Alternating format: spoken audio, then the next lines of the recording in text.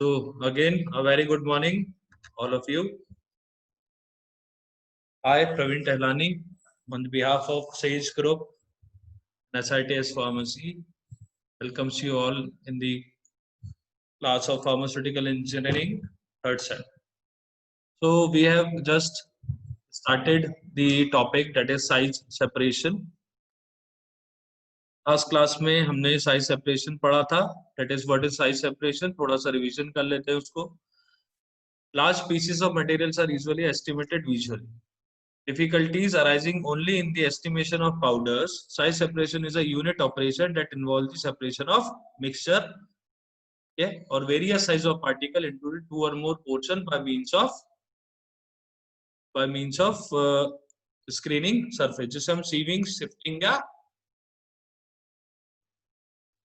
screening भी कहते हैं. ओके, साइज सेपरेशन क्या है? साइज सेपरेशन है जिसको हम पार्टिकल्स को सेपरेट करते हैं. इस मेथड को हम सीविंग, शिफ्टिंग या क्लासिफाइंग या स्क्रीनिंग भी कहते हैं. There are some standards of powder जो मैंने आपको लास्ट क्लास में बताया था. As per Indian pharmacopoeia, powders को हमने 5 ग्रेड्स में क्लासिफाई किया है. Moderately course, moderately fine, course, fine and very fine.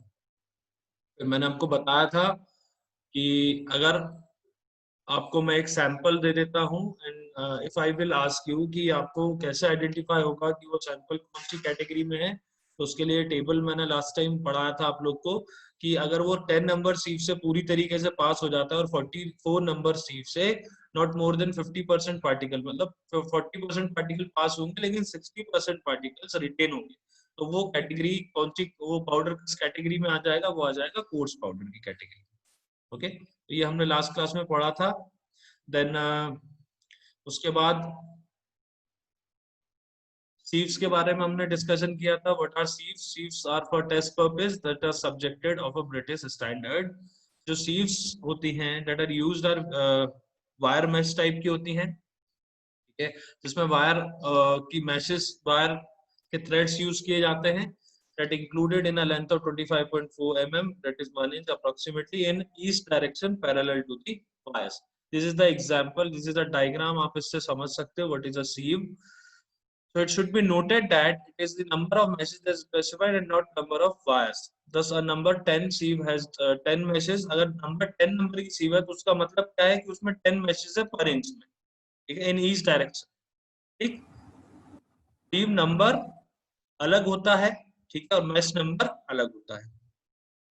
ये मैंने आपको लास्ट टाइम बुक से दिखाया था डायग्राम, आज आपको स्क्रीन पे दिखा रहा हूं. This is simple and this is twilled. ठीक, this is simple and this is twilled. Standards की बात करें सीव्स की, तो as per BP, that is British Pharmacopoeia, it is required that wire mesh sieve shall be made from wire of uniform circular cross section and for each sieve the following particulars are stated.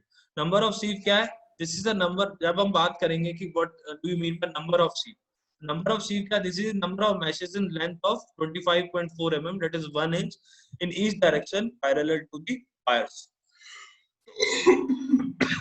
एक inch में अगर इसमें 1 inch में अगर 10 number of meshes है, that means वो 10 number की सीव है. 44 नंबर है तो 44 है, 22 है तो 22. Okay, this is called a number of sieve. Nominal size of aperture. This is the distance between the wires so that it represents the length of the side of the square aperture. This is called the nominal size of aperture. Hole जिसे हम कहते हैं, ठीक है? This is a hole. ठीक, फिर आता है nominal diameter of the wire. This is the dimension and the number of meshes from the basic standard of the sieve. The wire diameter has been selected to give a suitable aperture size, but also to have sufficient strength to avoid distortion. Then comes approximate screening area. This standard expresses the area of meshes as a percentage of total area of the sieve. It is governed by size of the wire used for any particular sieve number and is kept within the range of 35 to 40%. तो screening area का मतलब क्या है? एक अगर screen है, एक अगर छन्नी है, ठीक है, उसमें वायर्स की अपनी एक अलाइनमेंट है, उसमें मैशेस है, होल्स है, ठीक है, तो कुछ पार्ट ऑफ द सीव, कुछ एरिया ऑफ द सीव किससे कवर हो रहा है, उन वायर से कवर हो रहा है, ठीक है। तो जो सरफेस एरिया होगा उस सीव का, ठीक है, वो अलग होगा, ठीक है, और स्क्रीनिंग एरिया जो होगा वो अलग। You getting my point? Surface area sieve का अलग है और स्क्रीनिंग एरिया अलग है। स्क्रीनिंग एरिया कौन सा है? वो एरिया है जिसके थ्रू पाउडर या आपका जो मटेरियल है वो पास होने वाला है। Okay? This gives a suitable strength to the sieve but leaves adequate area of meshes since these are obviously the useful area of the sieve. Aperture tolerance average होता है. What is the aperture tolerance average? Some variation in the aperture size is unavoidable, and this variation expressed as the percentage is known as the aperture tolerance average. Tolerance का मतलब क्या होता है? It is used in engineering practice to mean the limits within which a particular quantity or dimension can be allowed to vary and still be acceptable for the purpose for which it is required. Tolerance क्या होता है? किसी भी चीज को tolerance का मतलब होता है resist करना, ओके okay? लेकिन यहाँ पे जो टॉलरेंस है या जो एपरेचर का जो टॉलरेंस है उसका जो एवरेज हम निकालेंगे, ठीक है, जब हम उसको सेपरेट करेंगे पाउडर पार्टिकल्स को, तो टॉलरेंस क्या होगा या सीव एपरेचर टॉलरेंस क्या होगा कि वो आपके मटेरियल को पास होने से रोकेगा, ठीक है। तो that tolerance can be minimise या हम उसे नलिफाइड मानते हैं, ठीक है। और हम ये मानते हैं कि जब हम साइज सेपरेशन कर रहे हैं तो जो एक्सेप्टेबल लिमिट्स हैं वो उस पर्पस के लिए सॉल्व हो रही है। Finer wires are likely to be subjected to a greater proportional variation in the diameter than the coarse wire. देखो वायर्स भी दो टाइप की होगी, फाइन वायर होंगी और कोर्स वायर होगी, जिनका डायमीटर, फाइन मतलब पतली वायर, कोर्स मतलब थोड़ी सी मोटी वायर। एक चीज और ध्यान में रखेंगे हम कि पतली वायर का जो स्ट्रेंथ होगी वो कम होगी in comparison to the coarse wire, ठीक है। तो आप कौन सा मटेरियल या किस मटेरियल के लिए आपने सीव तैयार की है, उस मटेरियल के हिसाब से, उसकी क्वांटिटी के हिसाब से आपको ये वायर्स को चूज करना है, क्योंकि अपने को एक मैकेनिकल स्ट्रेंथ रिक्वायर्ड होती है। ऐसा नहीं हो जब हमने मटेरियल सीव के ऊपर डाला और वायर्स इतनी पतली थी कि वो उसको उसका वेट वो सहन नहीं हो पाया और वो जो पूरा मैश है वो पूरा पूरा टूट गया। Fine meshes cannot be woven with the same accuracy as the coarse meshes. Hence, the aperture tolerance average is smaller for sieves for 5 or 10 mesh than in the case for the 300 mesh. इसके बाद आती है perforated plate sieves. Sieves may also be made by drilling holes in a metal plate. So this type will have a circular aperture as against the square aperture of the wire mesh sieve. Okay. In general, these sieves are used in larger sizes and can be made with greater accuracy than wire mesh sieves, as well as being less susceptible to the distortion in the use.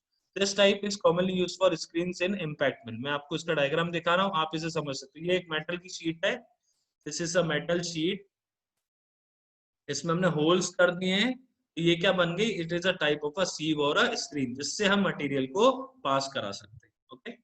Usually the holes are spaced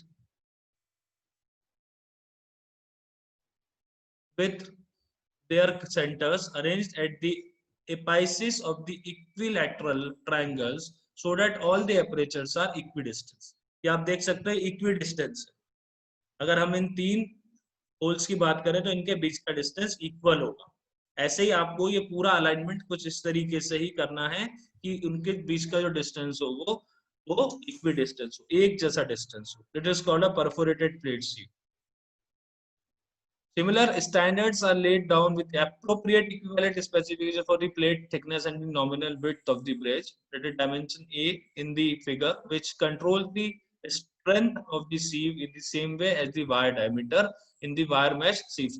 एक बात ध्यान रखना, woven wire सीव के comparison में perforated plate सीव जो रहती है वो काफी अच्छी होती है, काफी उनकी स्ट्रेंथ जो होती है, मैकेनिकल स्ट्रेंथ, वो काफी बेटर होती है। मटेरियल यूज फॉर सीव्स की अगर हम बात करें तो जो वायर शुड बी, जो हम वायर यूज कर रहे हैं, ठीक है, should be of uniform circular cross section, the material should have suitable strength to avoid distortion and it should be resistant to corrosion by any substance that can be shifted या sieved.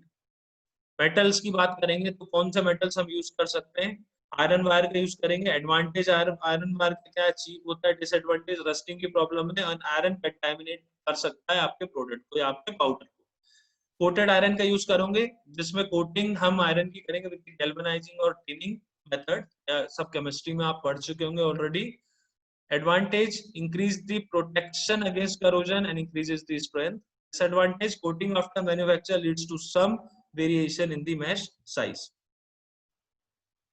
Metals की बात करें, copper, iron के बाद copper. Advantage क्या है? Avoiding risk of iron contamination. Disadvantage क्या है? As a soft material meshes can be distorted. Okay, copper alloys की बात करें, कॉपर अलॉयज की बात करें तो यहाँ पे जो अलॉय है that is brass and phosphor bronze का अलॉय रहेगा इसमें. Advantage, resemble copper in processing and good resistance को इंप्रूव करता है, स्ट्रेंथ को भी इंप्रूव करता है. ठीक है,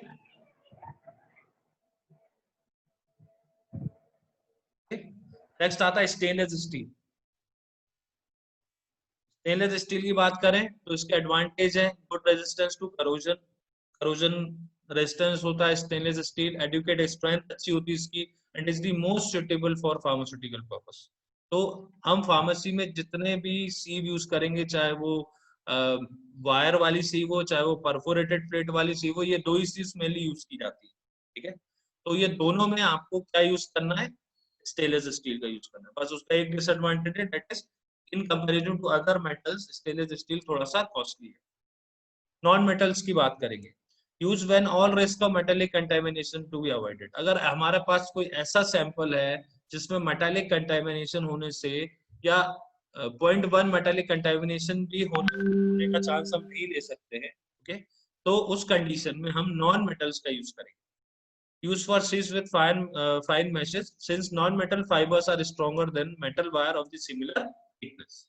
नॉन मेटल्स की बात करें तो मटेरियल नॉन मेटल्स में हम क्या यूज करेंगे? मटेरियल्स ऑफ नेचुरल ओरिजिन जैसे हेयर एंड सिल्क है. ठीक है, और यूज सिंथेटिक फाइबर जैसे नायलॉन और टेराइलिन है, ये बहुत ज्यादा सुटेबल है इन कंपैरिजन टू सिल्क के.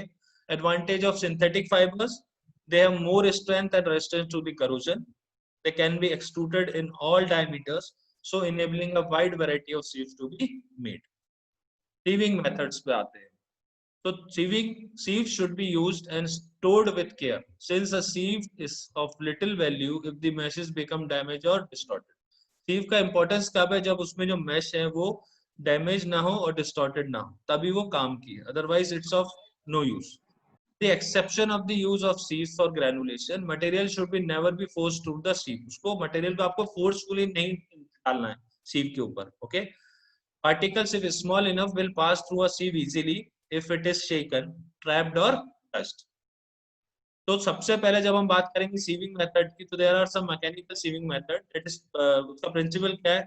एजिटेशन है, ब्रशिंग है और सेंट्रीफ्यूगल फोर्स. ये तीन टाइप के मैकेनिकल सीविंग मेथड्स है. एजिटेशन मेथड की बात करेंगे, आपने घर पे चाय छानते होगे, that is a type of a separation. Okay, आप घर पे आटा छानते हो, that is a type of a separation. यहाँ पे एजिटेशन है, ऑसिलेशन मूवमेंट होगा. ऑसिलेशन मतलब move back and froth, move back and froth. The sieves is mounted in a frame that oscillating. Advantage क्या है? बहुत सिंपल मेथड है. Disadvantage क्या है? The material may roll on the sieve on the surface of the sieve and fibrous material tend to bond. Vibration की बात करें तो दिस इज अ, ये जो आप देख रहे हैं दीज आर नंबर ऑफ सीव जिनको हमने अलाइन किया है ना सीव शेकर. हमने अलाइन कर दिया इसको. अब हम इस मशीन को ऑन करेंगे तो ये वाइब्रेट होगा, ये वाइब्रेट होगा जिसकी वजह से साइज सेपरेशन हो. सबसे कम नंबर वाली सीव सबसे ऊपर रहेगी, सबसे ज्यादा नंबर वाली सीव सबसे नीचे रहेगी. जैसे मान लीजिए 10 यहाँ आ गई, 12 यहाँ आ गई, 22, 44, 66, 84, 120, इस तरीके से अलाइन करना. The rapid vibration is imparted to the particles on the sieve and the particles are less likely to bind the mesh. Next method आता है brushing method. इसमें हम क्या करेंगे? हम ना वाइब्रेशन करेंगे ना ऑसिलेशन करेंगे, ब्रश का यूज करेंगे. The brush can be used to move the particles on the surface of the sieve and to keep the meshes clear. A single brush across the diameter of an ordinary circular sieve rotating about the midpoint is effective.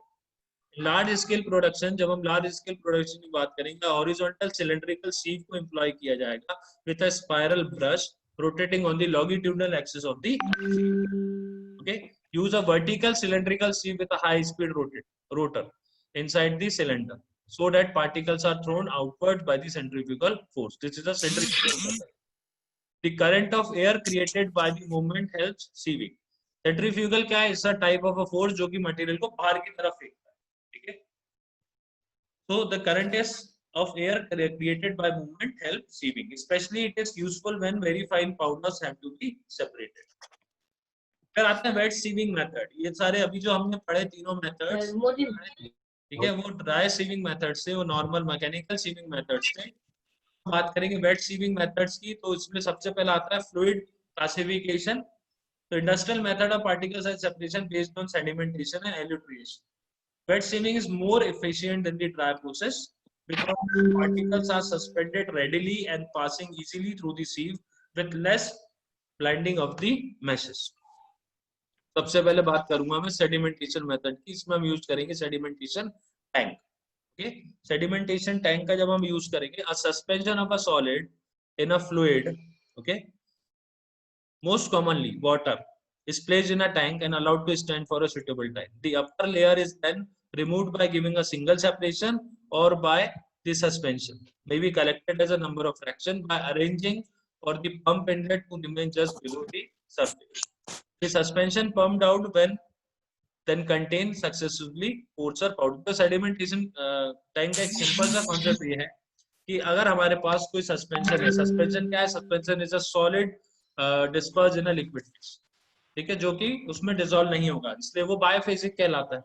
हमने क्या किया, एक tank लिया, उसमें हमने suspension को डाल दिया, जस्ट उसको छोड़ दिया, तो क्या होगा, जो पार्टिकल्स होंगे वो सेडिमेंट होना स्टार्ट हो जाएगा. सेडिमेंट होना अपने आप में क्या है? एक तरीके का सेपरेशन है, इसलिए इसको कहा जाता है सेडिमेंटेशन. अगर आप किसी भी सस्पेंशन को बनाते हैं तो उसमें आप सस्पेंडिंग एजेंट का यूज करते हैं. Why suspending agent? तो आपके सस्पेंशन को स्टेबल रखता है, ठीक है. तो इन दैट केस जो रेट ऑफ सेडिमेंटेशन होता है वो स्लो हो जाता है या कम हो जाता है. एडवांटेज क्या सेडिमेंटेशन मेथड का? सिंपल प्रोसेस है, ये एक बैच प्रोसेस है, that is a disadvantage, and it does not give a clean spread of particle sizes because of some small particle will be near the bottom of the tank at the beginning of the process, and so will be removed with the coarse particles. This is a continuous sedimentation tank. आप देख सकते हो, there is a inlet, there is a outlet. यहाँ हमने डाला हुआ है अपना जो सैंपल है. जब ये पार्टिकल सेटल होंगे तो ऊपर एक क्लियर फ्लूइड आएगा, इसलिए उसके लिए आउटलेट रखा हुआ है. Particles entering the tank will be acted upon by the force that can be divided into two components. पहला component चलेगा horizontal component, दूसरा चलेगा vertical component. हॉरिजॉन्टल कंपोनेंट क्यों चलेगा? जब हम यहाँ से इनलेट करेंगे तो एक हॉरिजॉन्टल फ्लो रहेगा, एक हॉरिजॉन्टल करंट रहेगा. It is a horizontal component due to the flow of the fluid that carries the particle forward. Vertical component क्यों रहेगा? Due to gravity. क्या होगा जब हम यहाँ से फ्लो करेंगे, तो हॉरिजॉन्टल कंपोनेंट है जो कि प्रेशर है या जो फ्लो है जिसकी वजह से करंट आ रहा है, करंट फ्लो हो रहा है, ठीक है. और दूसरा आएगा वर्टिकल कंपोनेंट. ठीक, वर्टिकल कंपोनेंट क्यों आएगा? That is due to gravity, क्योंकि कोई भी चीज जब ऊपर डाली जाती है तो नीचे की तरफ आती है, ठीक है, bottom of the tank. The latter will depend on the Stokes law, बाद में follow होगा, so that the velocity of the fall is proportional to the diameter. Thus, particle will settle to the floor of the tank at this point. That depends on the particle size and poorest particle being nearest to the inlet and the finest nearest to the outlet. जैसे जैसे process आगे बढ़ेगा तो force particles होंगे वो inlet के पास रहेंगे और जो फाइन पार्टिकल्स होंगे वो लगभग आउटलेट के पास पहुंच जाएंगे. In some tank, partitions are arranged on the floor, enabling particular size fractions to be collected continuously. That is, in other tanks, the flow is arranged so that only coarse particle will settle down, and fine particles being carried through the overflow and collected elsewhere by sedimentation or filtration. So, यहाँ पे दो flows, एक horizontal, एक vertical. 40 बोरी. Horizontal and vertical. Okay. What are the advantages of sedimentation method? It's a simple, inexpensive, continuous in operation, and gives a clean separation of particles into many size fractions as required. This is the advantage. This is the cyclone separator that I will be continuing in the next lecture. Okay? ये जो अपना part बचा है ये हम next lecture में cover करने वाले. So thank you all for today. मैं आप लोगों से ये PPT share करूँगा just after the class. Thank you. Thank you, sir. Thank you, sir. Thank you, sir. Thank you, sir. Okay, dear. Bye-bye.